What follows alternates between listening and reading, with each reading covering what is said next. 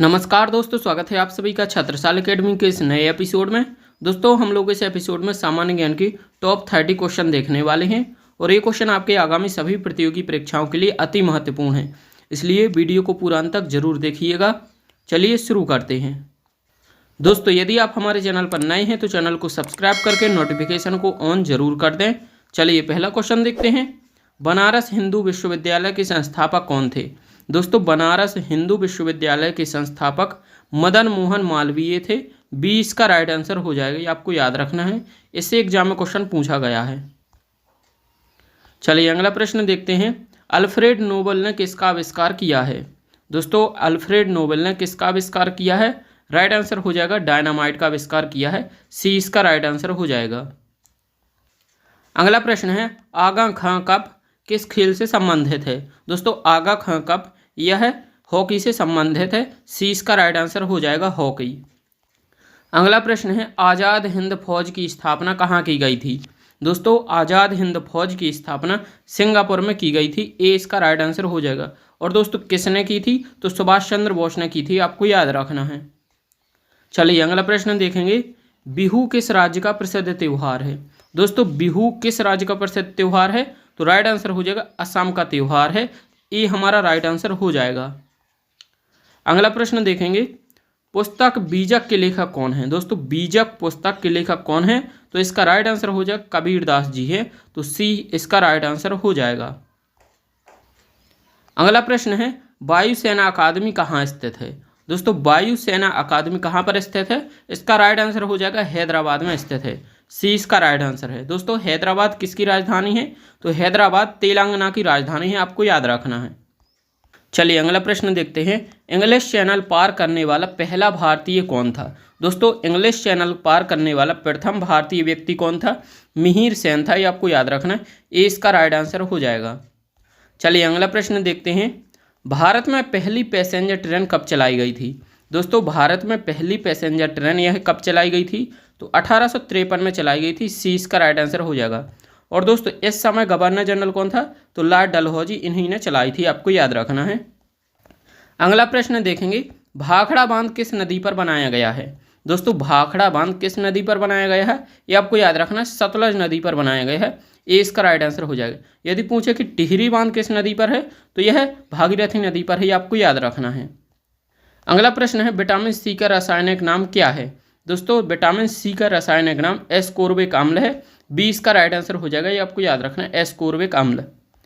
चलिए अगला प्रश्न देखते हैं। विटामिन सी की कमी से कौन सी बीमारी होती है? दोस्तों विटामिन सी की कमी से स्कर्वी रोग होता है, ये आपको याद रखना है। सी इसका राइट आंसर हो जाएगा। विटामिन बी की कमी से बेरी होता है। विटामिन ए की कमी से रतौंधी रोग होता है। और दोस्तों रिकेट्स यह विटामिन डी की कमी से होता है। ये आपको चारों याद रखने हैं।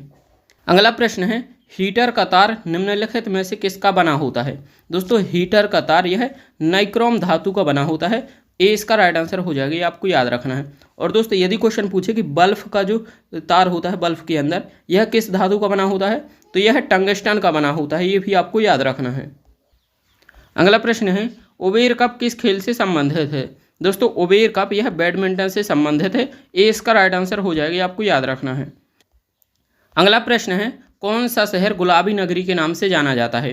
दोस्तों गुलाबी नगरी के नाम से या पिंक सिटी के नाम से कौन जाना जाता है? तो जयपुर जाना जाता है। ए इसका राइट आंसर हो जाएगा। चलिए आगे देखते हैं। अगला प्रश्न है भारत में मीठे पानी की सबसे बड़ी झील कौन सी है?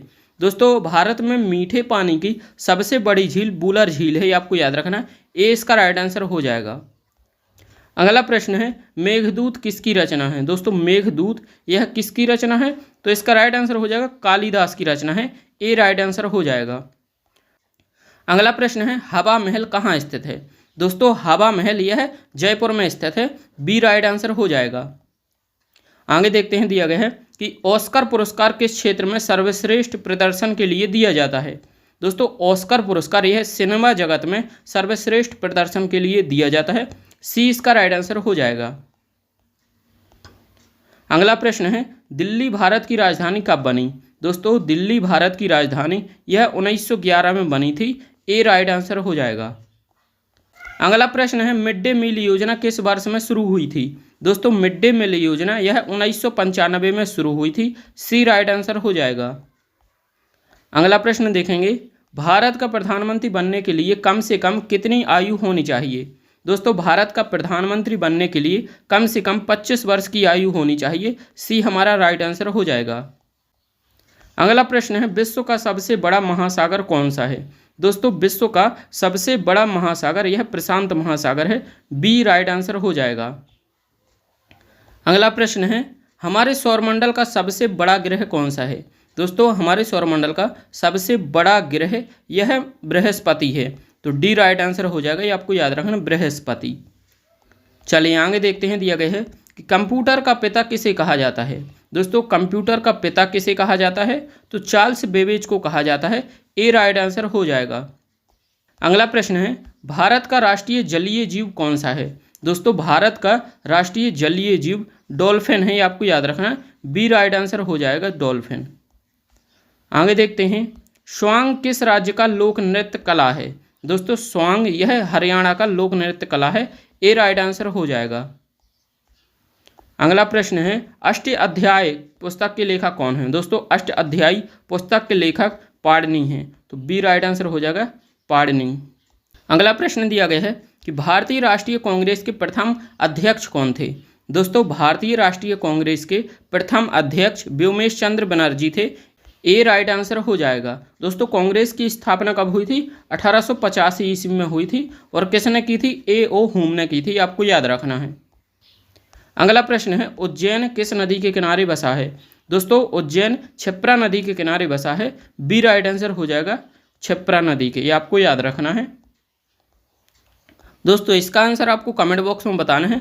ध्वनि की तीव्रता किस में मापी जाती है। इसके पहले वाले वीडियो में हमने ये क्वेश्चन देखा था, आपको इसका आंसर कमेंट में बताना है। और दोस्तों ये भी बताना है कि आपने कितने प्रश्नों के सही जवाब दिए हैं। दोस्तों वीडियो पसंद आया हो तो वीडियो को लाइक और चैनल को सब्सक्राइब जरूर कर दें। Thank you for watching.